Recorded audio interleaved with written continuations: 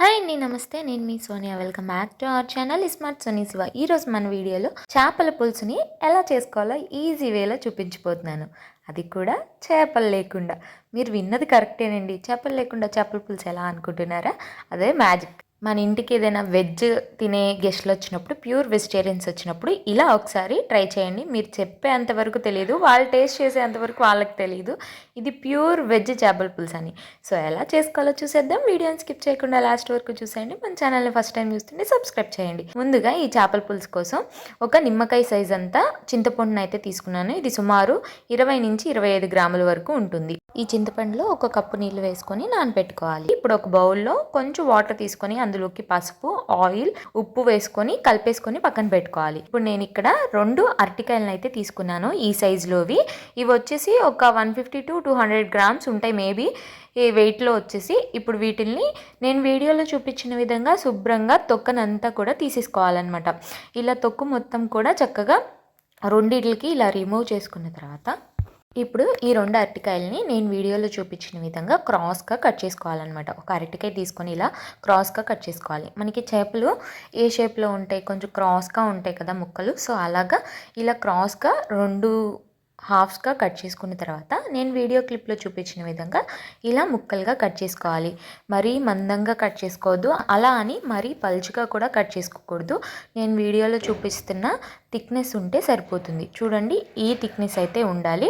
అలాగే ముక్కలు చూసారా ఏ షేప్లో అయితే ఉన్నాయో, మనకి రౌండ్గా లేకుండా కొంచెం క్రాస్గా ఉన్నాయన్నమాట. సో ఇప్పుడు వీటిని మనం చేపలు షేప్ ఇవ్వాలంటే ఇలా మధ్యలో కొంచెం ఇలా అరటికాయ ముక్కని ఇలా కట్ చేసుకోవాలన్నమాట. అప్పుడు మనకి చూడటానికి సేమ్ చేప ముక్కలాగే ఉంటుంది. సో చూపిస్తున్న విధంగా ఇలా కట్ చేసేసుకోవాలి. ఇలాగే అన్నిటినీ కూడా ఒకదాని తర్వాత ఒకటి ఇలా చేప ముక్కల్లాగా కట్ చేసుకొని ఈ ముక్కలన్నిటిని కూడా ముందుగా మనం పసుపు, ఉప్పు, ఆయిల్ వేసుకున్నాం కదా వాటర్లో, ఆ వాటర్లో ఈ ముక్కలన్నిటిని వేసుకొని ఇలా కొంచెం రబ్ చేస్తున్నట్టు రబ్ చేసుకుంటూ ఒక హాఫ్ మినిట్ దాకా ఇలా రబ్ చేసుకోవాలి. ఇప్పుడు వీటిని పక్కన పెట్టుకొని ఒక ప్లేట్ తీసుకొని అందులోకి ఒక హాఫ్ టీ స్పూన్ ఉప్పు, ఒక హాఫ్ టీ స్పూన్ దాకా కారం, ఒక అర టీ స్పూన్ దాకా పసుపు, అలాగే ఒక హాఫ్ లెమన్, అలాగే ఒక 1 టీ స్పూన్ దాకా ఆయిల్ వేసుకొని ఈ మొత్తాన్ని కూడా ఒక మసాలా ముద్దలాగా మనం కలుపుకోవాలన్నమాట. మీకు ఇక్కడ గట్టిగా ఏదైనా అనిపిస్తే కలిపేటప్పుడు వాటర్ అయితే వేయొద్దు, ఆయిల్ వేసుకోండి సరిపోతుంది. ఇలా లూజ్ కన్సిస్టెన్సీలో ఉండేటట్టుగా కలుపుకోండి. ఇప్పుడు మనం ముందుగా వాటర్లో వేసుకున్నాం కదా అరటికాయ ముక్కల్ని, ఆ ముక్కలు మొత్తాన్ని కూడా ఇలా ప్లేట్లో వేసుకొని ఒక్కొక్క ముక్కకి ఈ మసాలా అంతా పట్టే విధంగా చక్కగా ఇలా రబ్ చేసుకుంటూ మసాలా మొత్తాన్ని కూడా ఈ అరటికాయ ముక్కలకి పట్టించుకోవాలి.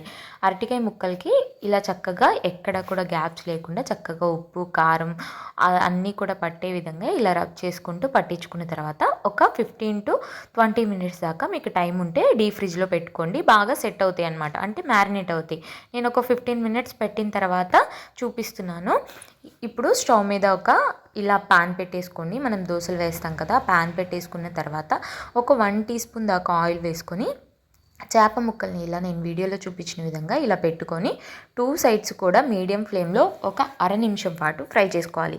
ఇవి మరీ ఓవర్గా డీప్ ఫ్రై అవ్వాల్సిన అవసరం లేదు. జస్ట్ మనకి కొంచెం ఇలా నేను వీడియోలో చూపించిన విధంగా లైట్గా బ్రౌనిష్ కలర్ వస్తే సరిపోతుంది. మరీ ఓవర్గా ఫ్రై చేసేస్తే ముక్క అనేది బాగా సాఫ్ట్గా అయిపోయి ఇక్కడే మనకి విడిపోయే ఛాన్స్ ఉంటుందన్నమాట. సో అందుకని లైట్గా ఫ్రై చేసుకుంటే కొంచెం ఆ పచ్చిదనం అనేది పోయేంత వరకు, కొంచెం ముక్క అనేది కొంచెం గట్టిపడేంత వరకు ఇలా ఫ్రై చేసుకోవాలి. ఇలా చక్కగా 2 సైడ్స్ కూడా ఇలా ఫ్రై చేసుకున్న తర్వాత అన్నిటిని కూడా ఇలా ప్లేట్లోకి తీసేసుకొని పెట్టేసుకోవాలి. ఇలా అన్ని ప్లేట్లోకి తీసుకున్న తర్వాత వీటిని పక్కన పెట్టేసుకొని ఇప్పుడు ఈ చేపల పులుసుకి మసాలా కోసం స్టవ్ మీద పాన్ పెట్టుకొని అందులోకి 1 టేబుల్ స్పూన్ దాకా ధనియాలు, ఒక 1 టీ స్పూన్ దాకా జీలకర్ర, ఒక పావు టీ స్పూన్ దాకా మెంతులు వేసుకొని వీటిని మీడియం ఫ్లేమ్లో పెట్టుకొని చక్కగా లోపల వరకు వేగేంత వరకు వేయించుకోవాలి. మాడిపోకుండా కమ్మటి వాసన వచ్చేంత వరకు వేయించుకోవాలి. చూడండి, ఒక అర నిమిషం తర్వాత ఇలా వేగిపోతాయి. ఇప్పుడు వీటిని పక్కకు దించుకొని చల్లారిపోయిన తర్వాత ఇలా మిక్సీ జార్లోకి వేసుకొని ఇప్పుడు వీటిని కొంచెం కోర్సుగా ఇలా నేను చూపించిన విధంగా మిక్సీ పట్టేసుకోవాలి. ఇప్పుడు ఇందులోకి ఒక ఇంచు దాకా అల్లం ముక్కలు, అలాగే 10 నుంచి 15 పీల్ తీసేసిన వెల్లుల్లిపాయ ముక్కలు, అలాగే ఒక 4 ఉల్లిపాయ ముక్కల్ని ఇలా స్లైసెస్ లాగా కట్ చేసుకొని వేసుకొని కొంచెం కోర్సుగా మిక్సీ పట్టుకోవాలి. నేను వీడియోలో చూపించిన విధంగా ఇలా కోర్సుగా మిక్సీ పట్టుకున్న తర్వాత ఇప్పుడు దీన్ని పక్కన పెట్టేసుకోవాలి. మనం కర్రీ ప్రిపరేషన్ అనేది చూసేద్దాం. ఇప్పుడు స్టవ్ మీద బాండి పెట్టేసుకున్న తర్వాత ఒక 4-5 టేబుల్ స్పూన్ల దాకా ఆయిల్ వేసుకోండి. ఆయిల్ కొంచెం ఎక్కువే పడుతుంది. సో ఇప్పుడు ఇందులోకి ఒక 1 టీ స్పూన్ దాకా ఆవాలు కొంచెం వేడైన తర్వాత ఇందులోకి మనం ముందుగా మిక్సీ పట్టి పెట్టుకున్నాం కదా కోర్సుగా అల్లం ఉల్లిపాయ పేస్ట్. సో ఈ ఉల్లిపాయ పేస్ట్ని వేసుకొని మీడియం ఫ్లేమ్లో పెట్టుకొని చక్కగా అంతా కలిసే విధంగా ఒకసారి కలిపేసుకోవాలి. ఇలా అంతా కలిసిన తర్వాత ఇందులోకి 1/2 టీ స్పూన్ పసుపు, 2 రెమ్మల దాకా కరివేపాకు కూడా వేసుకొని మీడియం ఫ్లేమ్లోనే పెట్టుకొని ఈ ఉల్లిపాయ పేస్ట్లోంచి పచ్చిదనం పోయి ఆయిల్ సపరేట్ అయ్యేంత వరకు ఫ్రై చేసుకోవాలన్నమాట. సో ఇలా కలిపేసుకున్న తర్వాత కొంచెం మూత పెట్టేసుకొని ఒక అర నిమిషం పాటు ఫ్రై చేసుకోవాలి. అర నిమిషం తర్వాత చూపిస్తున్నాను చూడండి, చక్కగా మనకి ఉల్లిపాయ పేస్ట్ అనేది వేగిపోయింది. అలాగే ఆయిల్ కూడా సపరేట్ అవుతుంది.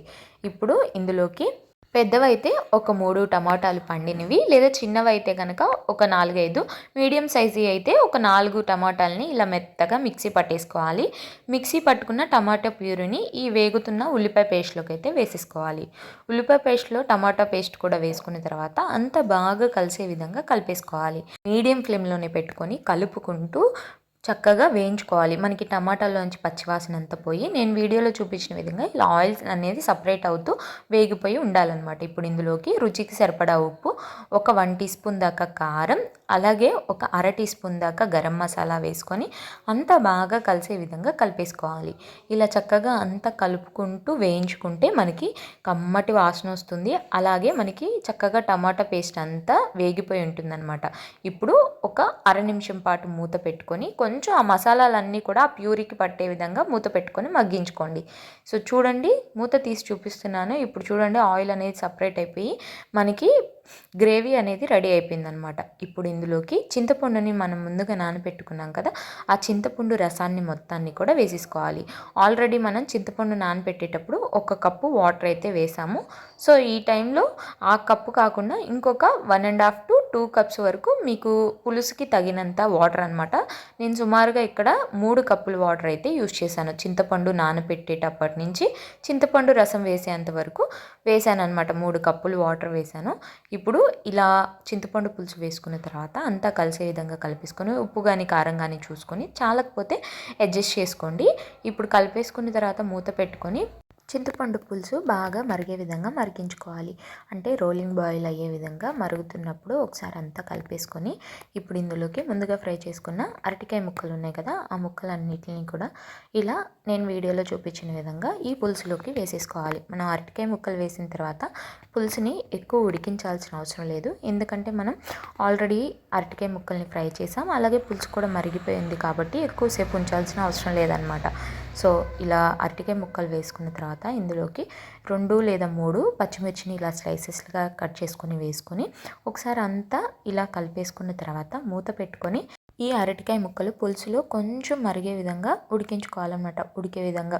సో ఒక అర నిమిషం తర్వాత చూపిస్తుందని చూడండి, ఆయిల్ అంతా సపరేట్ అయిపోయి మనకి ఎంత చక్కగా కర్రీ అనేది రెడీ అయిపోయిందో. సో చూస్తున్నారు కదా, ఒకసారి ఇలా కలిపేసుకొని కొత్తిమీరని యాడ్ చేసుకొని స్టవ్ ఆఫ్ చేసుకొని దించేసుకోవడం అంతేనండి. చాలా ఈజీగా, చాలా సింపుల్గా అండ్ క్విక్గా 100% ప్యూర్ వెజిటేరియన్స్కి వెజ్ చేపల పులుసు అయితే రెడీ అయిపోయింది. తినేంత వరకు ఎవరికి కూడా ఇది చేపల పులుసు కాదని తెలియదు అనమాట. చూసిన ప్రతి ఒక్కళ్ళు మీరు ఎక్కడికైనా బాక్స్లో తీసుకెళ్ళినా పార్టీస్ అప్పుడైనా ఇది కనుక చేసి పెట్టారంటే ఖచ్చితంగా చేపల పులుసు అనే అనుకుంటారు. అంత టేస్టీగా ఉంటుంది.